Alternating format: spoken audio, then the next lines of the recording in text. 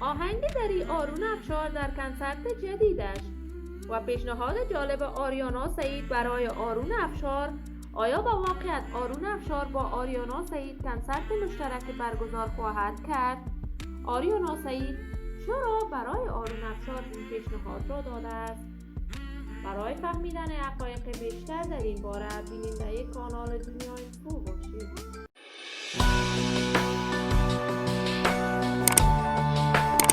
سلام، شما را خوش آمدید میگم به یکی دیگر از ویدیوهای جذاب کانال من. برای دوست شدن با کانال دنیای فو علامت سابسکرایب را فشار بدید تا از ویدیوهای دیگر کانال دنیای فو هم آگاه شوید.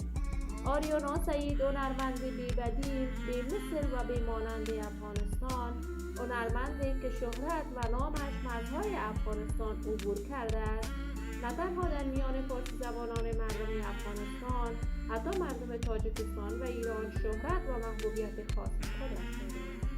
آریانا سعید در اصل بزرگ شده کشور لندن و یا هم انگلستان می باشد. در اصل تابعیت کشور انگلیس را دارد، اما رفت آمدهای بیشماری و سرتاسر جهان داشته است و کنسرت‌های برای دوستداران و علاقه‌مندانش ساله برگزار می‌کند.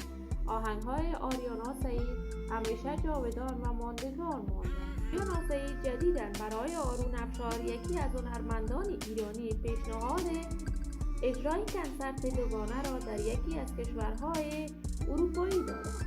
آرون افشار تاکنون جوابی مثبت برای آریانا سعید نداده است، ولی آرون افشار شهرت و محبوبیت هنری خاص خودش را دارد.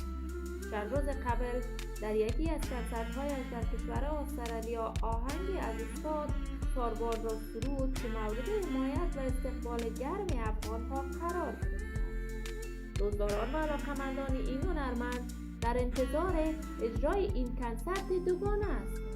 من هم آرزو دارم این کنسرت برگزار شود و آهنگ‌های آریانا سعید با آرون افشار ماندگار و جاودان بماند و دوستی پایدار برای مردم افغانستان و ایران خواهانم. دوستداران و همراهان عزیزم، شما هم نظریاتتان را در بخش کامنت با من شریک بسازید.